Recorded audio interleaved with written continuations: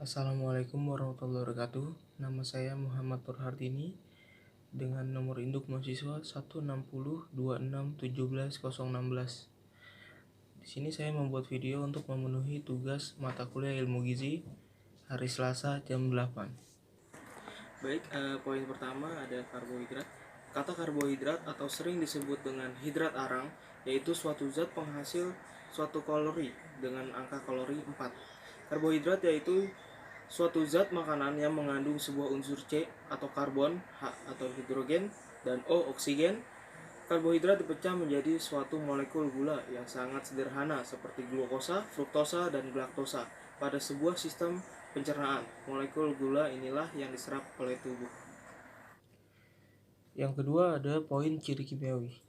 Secara biokimia, karbohidrat adalah polihidroksil atau aldehida atau polihidroksil keton atau senyawa yang menghasilkan senyawa ini. Bila dihidrolisis, karbohidrat mengandung gugus fungsi karbon atau sebagai aldehida atau keton, dan banyak gugus hidroksil. Pada awalnya istilah karbohidrat digunakan untuk golongan senyawa yang mempunyai rumus CH2O N, yaitu senyawa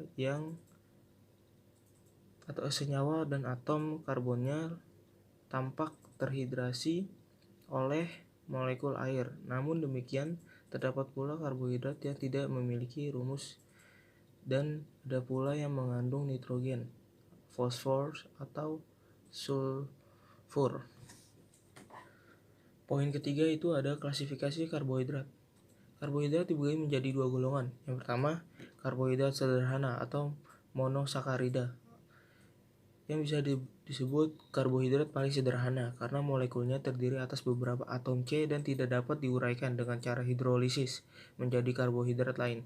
Disakarida dan oligosakarida atau karbohidrat yang terbentuk dari dua molekul monosakarida yang saling terkait melalui gugus atau OH dengan melepaskan molekul air.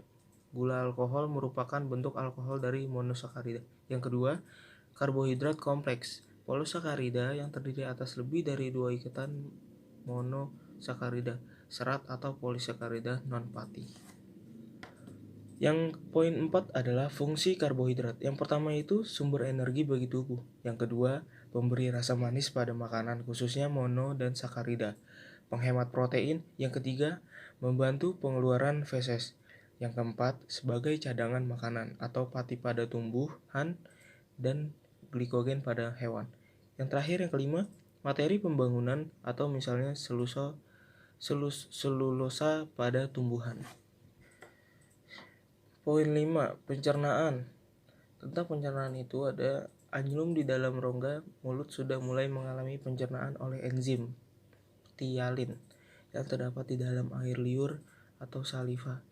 Ptyalin melepaskan satuan-satuan maltosa karena amnion tidak mempunyai rasa tawar, sedangkan maltosa berasa manis. Poin 2-nya ada penyerapan karbohidrat. Penyerapan karbohidrat dimulai di dalam duodenum setelah terbentuk hasil pencernaan monosakarida atau monosakarida yang dihasilkan ialah glukosa, fruktosa, dan galaktosa. Semuanya termasuk molekul yang mengandung 6 buah atom karbon disebut ekosa. Yang ketiga, transportasi. Monosakarida yang telah diserap ke dalam sel epitel usus diteruskan ke dalam cairan limfatik, kemudian masuk ke dalam kapiler darah dan dialirkan lebih lanjut melalui vena porteo ke dalam hati. Di dalam sel hati, semua monosakarida melalui transformasi menjadi glukosa. Kadar glukosa di dalam darah diatur secara otomatis oleh sel-sel hati. Kalau kadar glukosa darah meningkat, maka sel hati akan mengubahnya sebagian menjadi glikogen dan disimpan di dalam sel-sel tersebut, sehingga kadar glukosa darah menurun kembali mencapai kadar normal 0-100%. Yang keempat ada utilisasi karbohidrat. Fungsi karbohidrat di dalam sel terutama sebagai penghasil energi dan di dalam hati. Dipergunakannya pula untuk detoksifikasi zat-zat toksik tertentu. Karbohidrat di dalam tubuh yang mengalami metabolisme untuk energi melalui bentuk glukosa. Jalur katabolisme glukosa melalui dua fase, ialah fase anaerobik yang disebut jalur Emden-Meyerhof dan fase aerobik yang disebut siklus Krebs atau siklus asam sitrat, siklus asam trikarboksilat. Terakhir, ekskresi karbohidrat. Zat sisa atau waste produk dari pembakaran karbohidrat ialah CO2 dan H2O. Sebagian dari CO2 diubah gugusan asam karbonat atau HCO3 yang larut dalam cairan tubuh, sedangkan sebagian lagi tetap terbentuk gas CO2 yang kemudian diikat oleh hemoglobin di dalam sel darah merah untuk dibawa ke paru-paru. Di dalam paru-paru, gas CO2 dilepaskan oleh hemoglobin untuk dilepaskan ke dalam udara di dalam vesikel paru-paru untuk kemudian dikeluarkan bersama udara pernafasan. Poin 6 ada kebutuhan karbohidrat pada sehari-hari. Kebutuhan karbohidrat tidak ada ketentuan tentang kebutuhan karbohidrat untuk manusia, tapi WHO pada tahun 1990 menganjurkan 50-65% mengkonsumsi energi total yang berasal dari karbohidrat kompleks dan paling banyak 10% berasal dari gula sederhana. Poin 7 ada sumber karbohidrat. Yang pertama itu ada glukosa, dibuat dari pati dan ditemukan pada sebagian buah, terutama anggur. Yang kedua, fruktosa ditemukan dalam madu dan buah-buahan. Yang ketiga ada sukrosa, biasanya ditemukan pada gula pasir, tapi juga terdapat pada buah dan sayur. Yang keempat ada laktosa, gula yang ditemukan di dalam susu. Yang kelima, ada galaktosa, tidak didapatkan secara alami tetapi dihasilkan dari proses pencernaan laktosa. Yang keenam, maltosa, terdapat pada biji-bijian yang berkecambah. Yang ketujuh, starch atau pati, terdapat pada biji-bijian, buah-buahan mentah dan sayuran.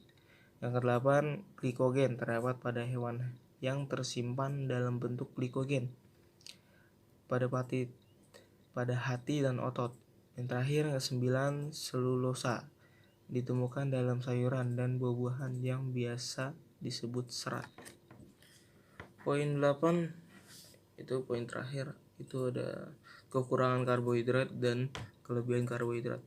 Kalau kekurangan karbohidrat itu jika konsumsi kurang akan menyebabkan kurang energi, protein atau KEP.